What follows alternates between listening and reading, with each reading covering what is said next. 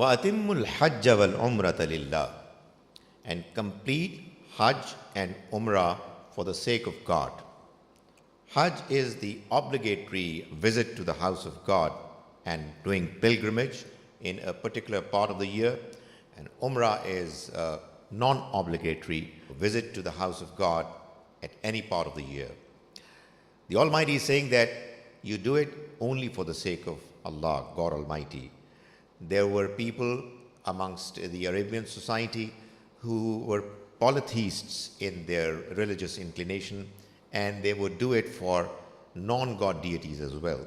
فَإِنْ أُحْسِرْتُمْ, and if you are prevented for some reason, فَمَسْتَيْسَرَ مِنَ الْحَدِيِّ, then whatever offering of animal you have with you, sacrifice it. The implication is that you are going for the sake of Hajj or Umrah, and then you are prevented, as indeed the Prophet, may God's mercy be on him, and his companions were prevented at the time of the incident of Hudaybiyah.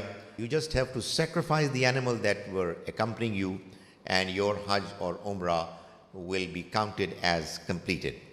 وَلَا تَحْلِقُوا رُؤُوسَكُمْ حَتَّى يَبْلُغَ الْحَدْيُ مَحِلَّهُ, but do not shave off your heads until such time that the animal offering reaches its place of sacrifice. فَمَنْ كَانَ مِنْكُمْ مَرِيضًا أَوْ بِهِ أَذًى مِنْ رَأْسِهِ, however, the one who is ill or has some pain in his head and he wants to shave off his head earlier, فَفِدْيَةٌ, then the compensation should be given min siyamin aw sadaqatin aw nusukin, in the form of either fasting or spending in the way of God or sacrifice. The Prophet, may God's mercy be on him, clarified that these fasts should be 3 or 6 poor people should be fed, or 1 goat should be given as compensation. فَإِذَا أَمِنْتُمْ, then if you come back to normal situation, if you come back to peacetime, فَمَنْ تَمَتَّعَ بِالْعُمْرَةِ إِلَى الْحَجِّ, then whoever avails the possibility of doing Umrah during the journey of Hajj, فَمَسْتَيْسَرَ مِنَ الْحَدِيِّ, then he should offer a sacrifice as a compensation. فَمَنْ لَمْ يَجِدْ, and those who are not able to do it, فَالصِّيَامُ ثَلَاثَةِ أَيَّامٍ, then they have to fast for 3 days fil Hajj, during the journey of Hajj, وَالسَّبْعَةٍ إِذَا رَجَعْتُمْ, and 7 more when you return home. تِلْكَ عَشَرَةٌ كَامِلَةٌ, these are 10 complete fasts. ذَلِكَ لِمَنْ لَمْ يَكُنْ أَهْلُهُ حَاضِرِ الْمَسْجِدِ الْحَرَامِ, this is meant for those whose household is not within the surroundings of the house of God.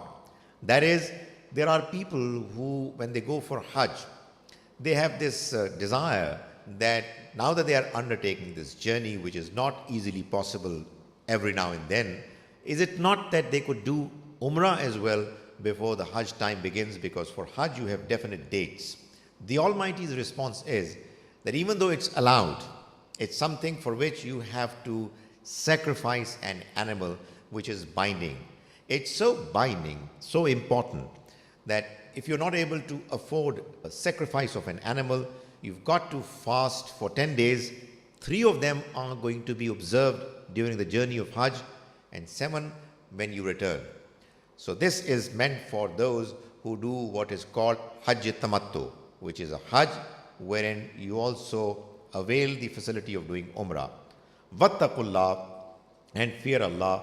Wa'lamu anna Allaha shadidul iqab, and be absolutely sure, know clearly that God is very strict in retribution.